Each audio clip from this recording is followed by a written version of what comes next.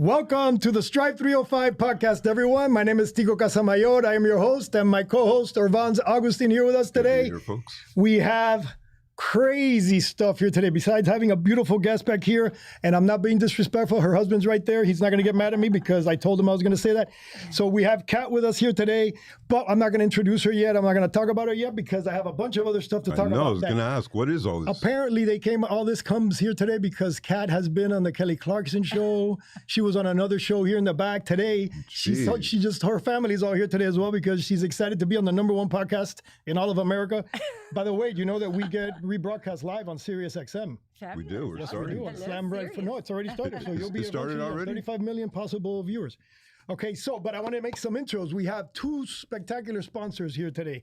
One of them is Exquisito Gourmet, that's spelled with an S, and the other one is Candles by M&M. And I'm going to bring the girls over here. Girls, come. I want them to come so that you can see them because they've brought some spectacular things. So we have a beautiful charcuterie and catering is what Exquisito does. And this is Yusara. She's the one that does all that stuff. So if you guys need catering. You made all this? You put all this together?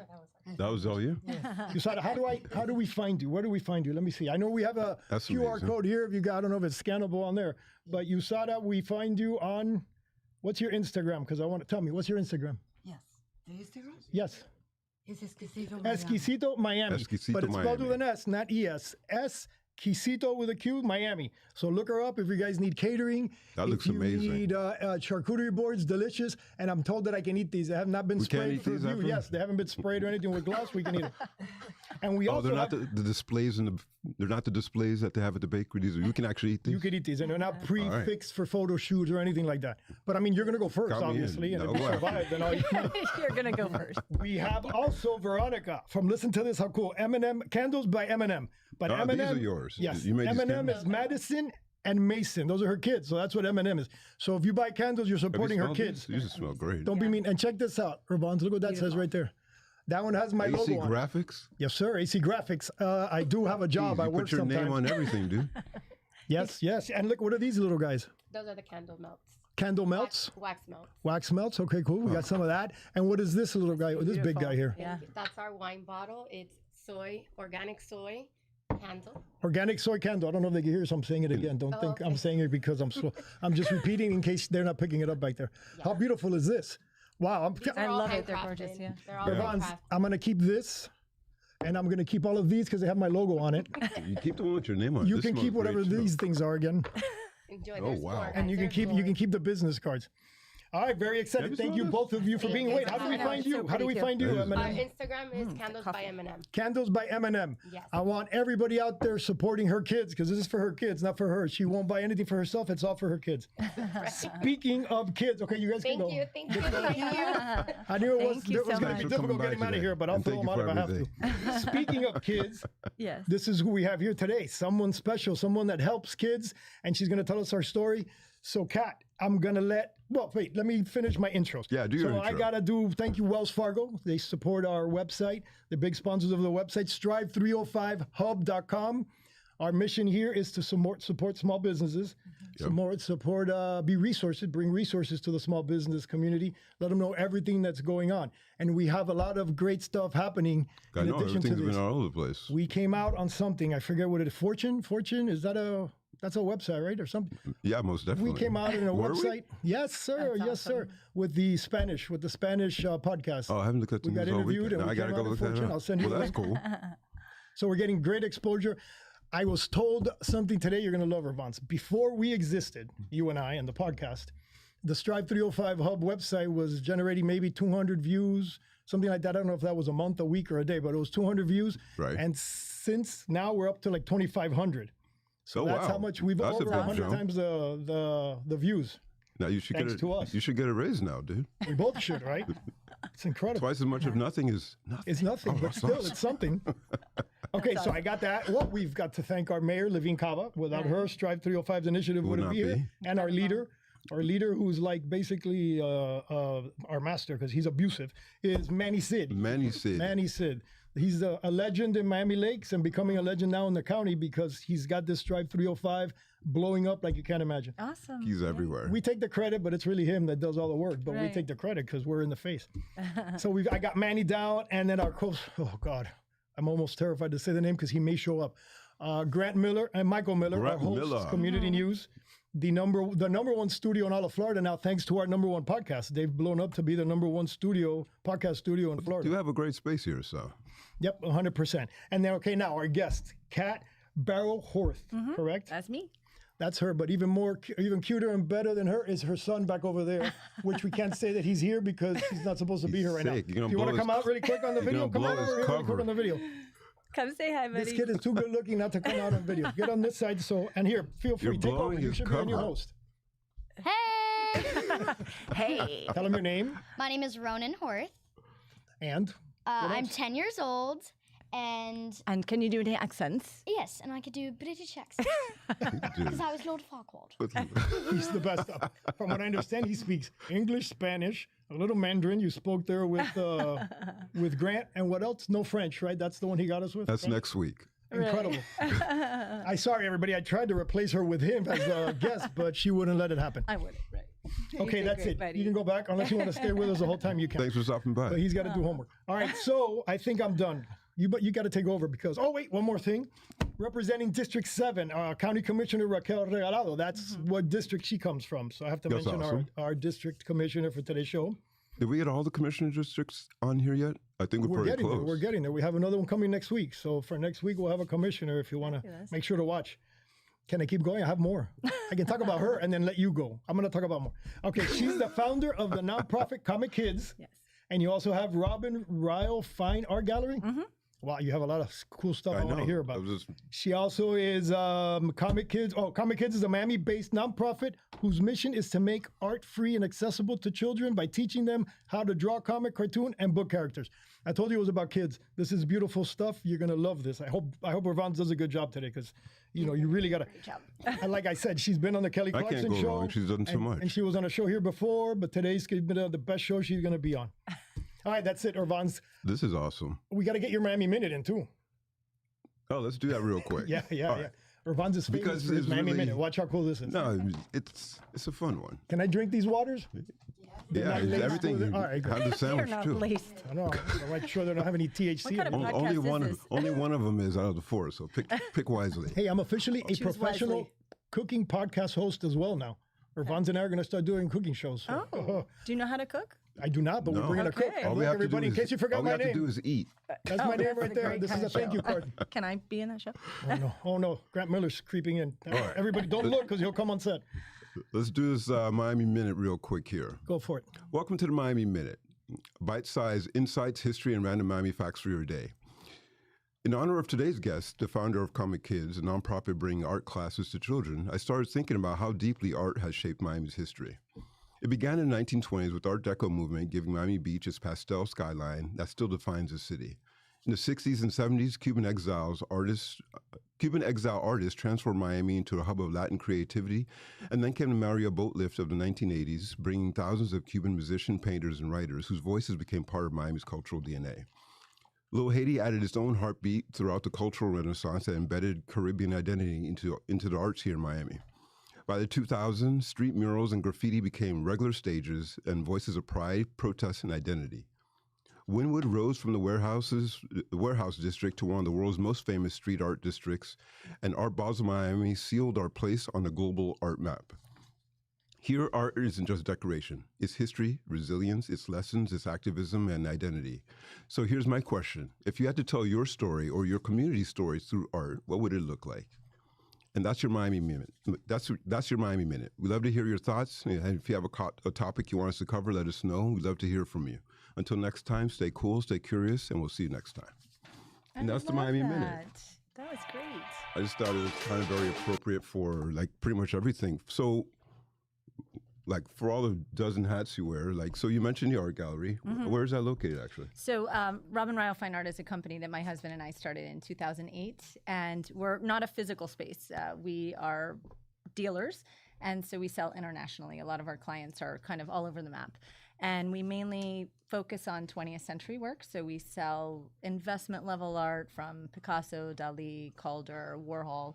And so we have a really flexible business model. We've always kind of kept it that way. We're able to pop into countries and stay there for a while and still run our business that way. So that's what Robin Ryle does. That's what our business does. And then we also founded a nonprofit in 2020. And that's a whole nother I was thing. going to ask what inspired the My creation husband, of it. actually, his story, it's a cool story. He was in Big Brothers Big Sisters as a kid and grew Great up program. kind of similarly. Yeah, it's a great program. Kind of grew up similarly to these kids.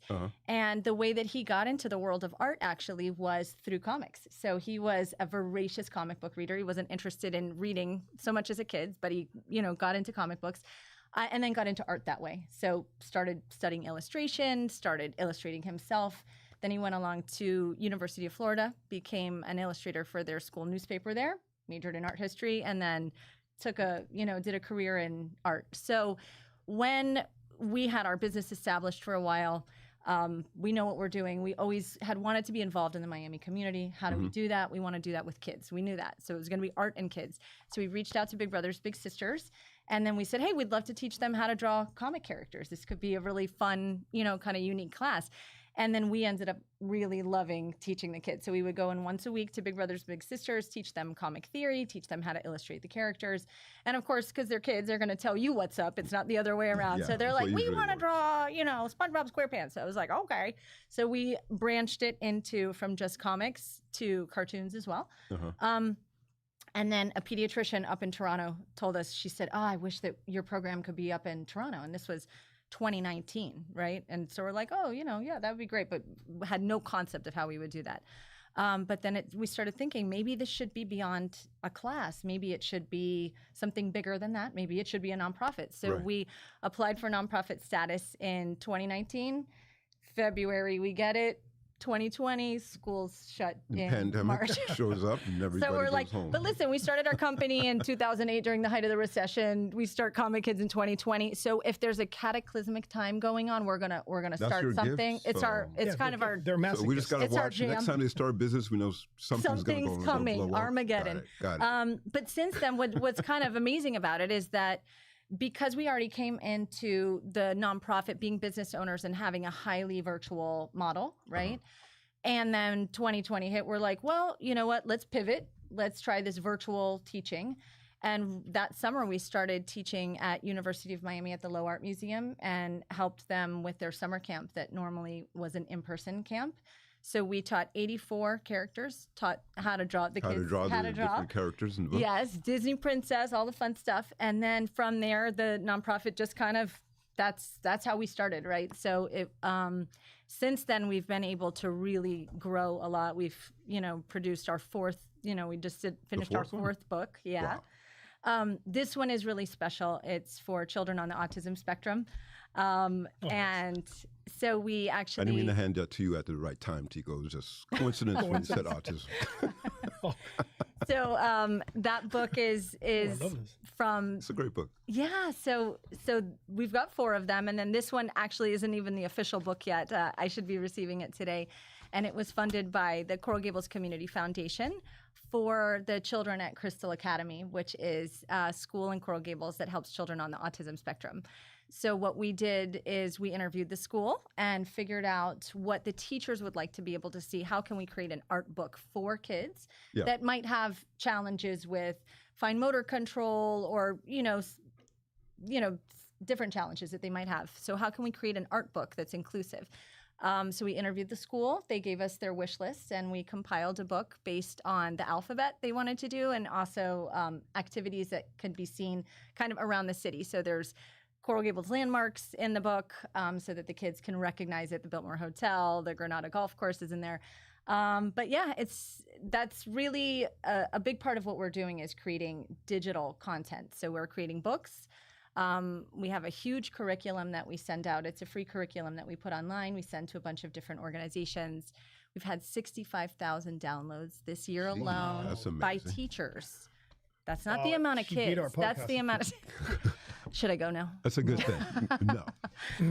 Yeah, so we've got a lot of reach, and it's international, and then we're also It's rolling mostly, out. I mean, it's not just for teachers to download. Can parents and others Yes, download parents as can well? download. It's free to everybody. That's awesome. But our kind of our end user is children, but our target demographic is teachers. So we really want to make art curriculum accessible so that teachers everywhere can give it to their students without having the challenges of funding. for Funding it, of- right? yeah. Yeah. That is spectacular. I That guess is whose spectacular. wife is a teacher. Whose wife's the What's- teacher? It's your. Can put her in contact with me. I can help. 100%. My sister's a teacher too. Yes, and last year she Awesome. had 2 special needs kids, and she dealt. And I hear the stories every day Yeah. about them, and I think this year one. I was going to ask you why, but I think I know the why. At least I know what happened to me, an experience. I'm just going to share. I know I'm not supposed to talk during Irvan's time. He's very critical about it, but I'm jumping in for a sec. I had an experience. I do a lot. I don't know why. Don't ask why. I do a lot of this when it comes to my town of Miami Lakes. You know, with the mayors, I go to ribbon cuttings. We do proclamations. We do events. And we were in the middle of an event, and the mayor says, "Oh, I'm supposed to stop by this other event that's happening today. Can you come with us and do content? I'll do my camera. I take pictures." And it was a special needs digital class. They were doing a digital class, and it was the presentation. They were all presenting their digital creations, the cartoons that they made Yeah, digitally. amazing. And then the following week was the presentation, where they were giving out the awards and all that. But I went to the class, and it was just a classroom with kids and all of them with their computer. And then the mayor went one by one, which I couldn't believe he did either, because we were in a hurry to get to another ribbon cutting. So we went ribbon cutting, this and that, but I was in tears and I didn't want to leave. One by one, the kids presenting their digital creations, like their little story. They made little cartoons, 1 second long, some of them, 3 seconds long, the other ones. But the passion and the intensity and the genius to do that, Sure. it was incredible. And the love and the way that they reacted to the mayor being there and them showing it, I'm getting teary-eyed now. It was the most. So make I me know cry. the why. I'm not gonna even ask you why you do this, Right. because that was worth it. I told the mayor I'd rather do this every day of the week than do another ribbon cutting for a new business, even though that's what we're here for. That was the most beautiful experience for me ever. I sent it to them, the newspaper. I told them, if you don't publish this, I'll never send you another picture again. It was spectacular. So I know the why. I won't ask you. And I know how hard it is. And the teachers that were there were so incredible. The patience Oh yeah. and the kindness, and their voices almost sounded like cartoon characters from Disney World, the way that they are. It's, I go, how it's do you have humanity that at energy? its best. It really is. It's humanity at its It's best. crazy, Right? which is basically what you're doing. You're like my Mickey Mouse. I'm working on it. Or my Minnie You're Mouse. working on it. What you're doing with this, which is spectacular. So thank you for that. Awesome. And I Thank appreciate it. you. And I'm That's sorry, wonderful. Irvans, for interrupting. No your- apologies No, that either. was great. But Thank I do you. feel like exactly what you're saying. I think that art being this universal language in terms of how anyone you can get in when you fit in. It doesn't matter how good it's. Good is relative, right? It just use it as a form to express yourself. Sure. Because my brother had a similar story to your husband, where he was totally inspired by art growing up. And comic books is what we collected and read. Sure. We probably should have kept some of them. Some probably been worth some money. imagine Now. we We should had have no kept some of idea. them? We just took them and we. But that's what he used to love to draw, and he used to draw everything. But he's an architect now. He teaches course, at USC right? and everything. But it was really just through art and comics that really That's incredible. started that. And are you an artist? Yeah. Oh yeah. I drew all the things. That's awesome. Yeah. Explains the studio. That's awesome. Yeah. So my husband, both my husband and I are. That's what inspires the artists. characters. You guys just is it really just communicating with the students and the children and the teachers that inspires what you select to put in the books? So the books are our own creations, right? So and we're actually working on another one right now. But we actually teach kids a lot of times when a new movie comes out. So K-pop Demon Hunters, for example. I don't know if you're in the know with that. If you're a parent, I've heard the name. I haven't Okay. seen any of that stuff, but I've heard. Okay, it was the number one My daughter's Netflix watched it, animated movie. She's watched it, right? She knows, you know, all the songs. So, look, for example, that we created a bunch of content for that, a bunch of art activities for that. We taught it last week at Nicholas Children's Hospital. We teach there regularly. So, anytime a new movie comes out that's relevant for kids, animated movies, we're going to teach how to draw those characters. That's So, awesome. Yeah, so it's fun, and they think it's cool, and then that makes us cool. We're all trying to Ish. just be coolish. You're still parents. Exactly. And how do you, I guess, the difference in terms of if you're creating some of this artwork or these books for kids on the spectrum, what's the distinction between that for children who are on the spectrum? What do you add to it in terms of the what am I trying to say? Content? I know what you're saying. I got you. Because What's the there's difference to me, between I with and didn't. without? Yeah, you for want me, to understand. Let me, if I tell you a little bit of what's in the book, that might kind of explain it Yeah. a little. So one of the things that's in the book is, first, it's highly representative, right? So we make certain that there are children in there that physically look like they can be identified, and that's not necessarily the case with autism, right? But we have children in the book that we drew that have Down syndrome. We have children that are playing with fidget spinners, that are wearing headphones. That's another thing that you see a lot with autistic children.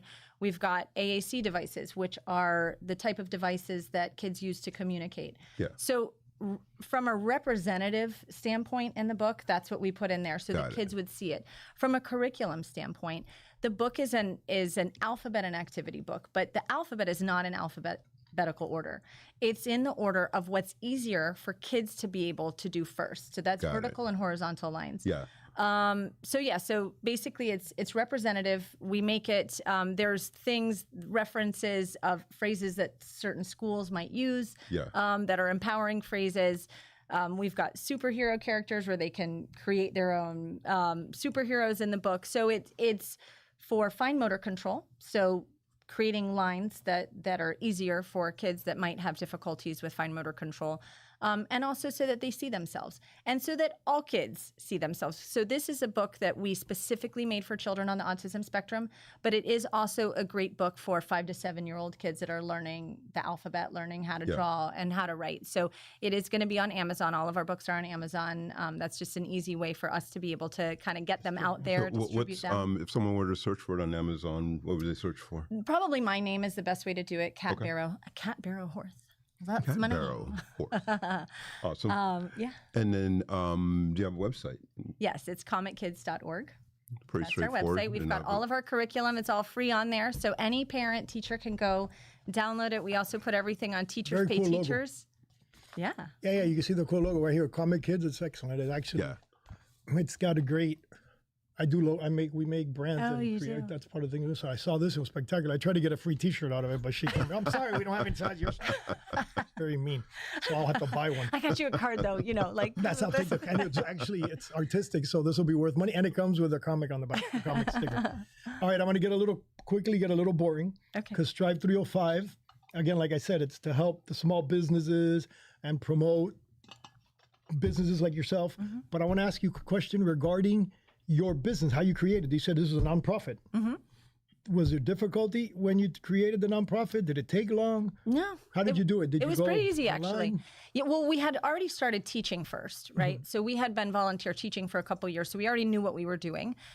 As business owners, we already were kind of well versed in that arena as well. We understand what it is as small business owners. You wear all the hats, All the hats. all the little sombreros are on your head. So we already knew how to do all that. So when it came to starting a nonprofit, it actually is, you've got your idea, you've got your concept, you've present it to, I think it was the state.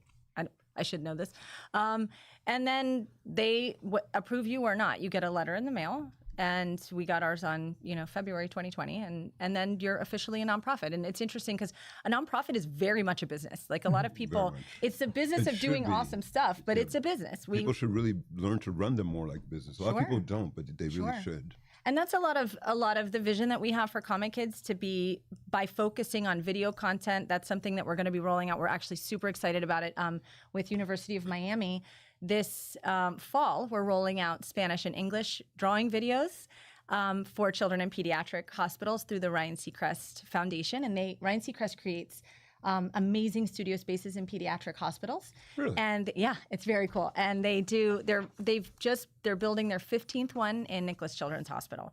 Wow. So it's a national, they have about 3.8 million patients come in throughout the course of the year in all their hospital systems. So they create a studio, and then they have people come in like us or, big entertainers to be able to entertain the kids. And they have closed circuit TVs, so the kids will be able to see the videos and the program that's running in the studios in their hospital rooms. You had asked earlier about kind of inspiration and with the book and all that, and how do we create things for children that are autistic, or why did we do that? And a lot of it actually stemmed from our work with pediatrics, right? So we've taught in hospitals a lot, and that's an incredible experience, right? Hospital? Yes. Yeah. The first time that I taught, I did not have a background in that. So I was very nervous actually about teaching kids in a pediatric hospital. I didn't know if I would be able to kind of handle it, because you don't know. You don't know what you're going to see, and if you're not an expert in that. And what I realized in the very first class, which is so cool, and I wish more people understood, is that kids are kids are kids. They're going to tell you what's up, whether they're hooked up to IVs and all the things, right? So I mispronounced a Pokemon character's name, shame on me, and Shame. I got told. And what I loved about that experience was that when you realize that, when you go into it and you're like, kids are just kids. Right? They like the same thing. They want the same things. Doesn't right? matter what they're going through. It doesn't matter. And, and another thing with pediatrics, it's so important that a lot of people don't. I think as parents, we can understand or, kind of understand what it would be like to have a child in long-term care. It's a full family experience. So the parents are taking the classes with us. I taught a little girl last week at Nicholas Children's Hospital who is on the spectrum, and I've taught her before. Right? And that means she's in the hospital for a very long time. Like I taught her months ago. And her mom was there during the class too. So this is something that the full family is around. So we're very passionate about. And they can take that home with them, or and not go download things and things like that. Yeah. But along the same line, She's killing me. Do we have tissues? Let's do that. Let's get real. Now you're making me flash back. I had a similar situation with a cancer hospital. And they asked somebody that was part of, donating money and helping the hospital for kids. Same thing. They asked me, hey, Tico, can you please come out? We want your energy there. And I go, but where? To the hospital, the patients, the kids that are patients in the hospital. I went. I was terrified. Yeah. I go, what am I going to see? How am I going to deal with it? What do I say? How do I work it? And when I get there, it's 100% what you're saying. They're kids. I just started doing my crazy stuff, and they were engaging. Like you said, some of them, with the connection, the no hair, like you were, but no hair. But I mean, because they were dealing with, and it was like again, another one of those great. Now you're making me flash back to that. I want to do that again. We're going to do that together as part of Strive305. I've done it before. I volunteered. Yeah, but we're going to go together. How much crazy fun would that be? Because you leave there feeling energized. I got way more out of it when I volunteered there. I volunteered for like a couple years at a children's clinic as well, and I got way more out of it than the kids did. Yeah. Oh, I know. You almost feel guilty. Yeah. You're like, is it for me or is it for them? You see what you're doing? And these type of books there for them too, because definitely. That was the thing. And then we'd all go to the playroom together, and I'd engage and play with them and hang out. And I was like, I was really scared. I've never been so scared in my life than to go and do that because you don't know what to expect. You don't know, and you don't want to say anything wrong, and you don't want to do anything wrong. But approaching it and understanding that kids are kids. Yeah. That's very a very helpful way to do it.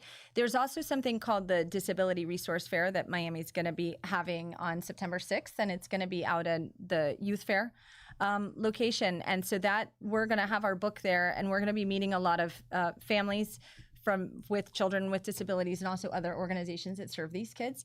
So we're really excited to be able to go to that because we want people to know our curriculum is free. Anybody can get it. We do book drives, and we want to be a resource for any organization, any school, any parent that wants to have art for their kids. No, I'll definitely be sharing. I know 4 different places I can share it. One last question I have, as a parent of an artist, if you had to give advice for an artist like you starting a business, what would your advice be to them? Well, I'm actually going to give you advice as a parent first, and then that's why I keep my hair low. That. Yes, I can grow hair. I just shave it all. How old's your child? I have an 18-year-old daughter. She's in her senior year of high school, and I have a 25-year-old. She's finishing up at FIU and finishing her art degree. Amazing.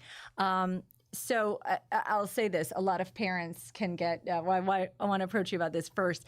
A lot of parents get nervous having a child that has, specializing in art because they don't know what are you going to do, what's practical, right? Yep. And that's what we all hear. I was a studio art minor. My husband was an art history major. Anybody that is specializing in the arts in any way, they get questioned about it. How practical is it, right? And I will say this, and this is my soapbox, and if society as a whole understood this concept, I think we wouldn't be asking for funding in the arts so much because people would actually understand how relevant and necessary the arts are. Yeah. If you had mentioned earlier about going into architecture, it was your brother, right, that went into architecture, and kind of comics were a catalyst to that. Children are going to start exhibiting that very young if they're artistic in any way. And I'm not just talking about drawing, right? I'm talking about the arts in general. They're artistic people, and you know it. Instead of the word artist, use the word creator, right? Because what a creator does, and what we can all kind of wrap our brains around a little bit more, is a creator is the one that's making everything on our bodies, in our purses, in our house, right? And when you use that language, it also expands completely the context of everything. So if your daughter has a background in art, she is limitless from a creative standpoint, because you could be talking about architecture, furniture design, fashion design. You could be talking about music, anything that's physically on your body. So I think that having a foundation in arts is an amazing thing, because it really can catapult you into so many creative fields. Yeah. And they're everywhere. Because if you're creating a product, right, you need a creative person that's doing that. You need a creative person that's packaging that product, that's marketing that product. So, get out there, get her out there, have her talk to gallerists, have her talk to all. My experience with my brother was a good one, so I'm definitely not scared for her in that sense, but I'm definitely pushing her out there. And because she's an artist, she's very highly detailed. Yeah, she does great data work. Interesting. Because she's just really focused on those types of things, but we can dive into that later, but I'll next time. I'll definitely connect her. I'll definitely connect her with you. Yes. What just happened? That's what happens when you talk to Irvans. It feels like if you're're the one talking for 5 minutes. Me, I never said anything. Okay, we're over time. I'm getting screamed at. Emily just threw a flower at me. All right, really quick. I gotta do quick thanks now because we ran out of time. Sure. So thank you for being here. Thank you for everything you do. Thank you for this. Thank you for bringing back all those wonderful memories for me. Thank you, Exquisito Gourmet, for everything you brought to. By the way, I ate most of this one. Be careful, this little gold thing you don't eat. I tried to eat it, but it doesn't taste like anything. I'll make a mental note. I already took bites out of my sandwiches. And the candles. Candles by M&M. Thank you, Veronica. Thank you, Morgan and Mason, for Madison and Mason. Madison and Mason. Morgan is one of my nephews. Okay, thank you, both of you, for being here. Thank you for bringing that to us. Thank you, Irvans, for being the best co-host and best friend a guy could have. And we met doing this, believe it or not. Oh, you did? Yes, I met his wife last week for the first time. She was terrified. She drove away really fast when she met me. Well, whatever. He's still. You get accused of being a lot. Sometimes. I have no idea what that feels like. Or not enough. My wife says not enough. No, I'm just kidding. Thank you for this. I'm not allowed to open it on air, but I will later. That's very thoughtful. And then thank you, Grant Miller. Thank you, Michael Miller. Thank you, Randy News. Thank you, Mary Levine Cava. Thank you, Manny Sid.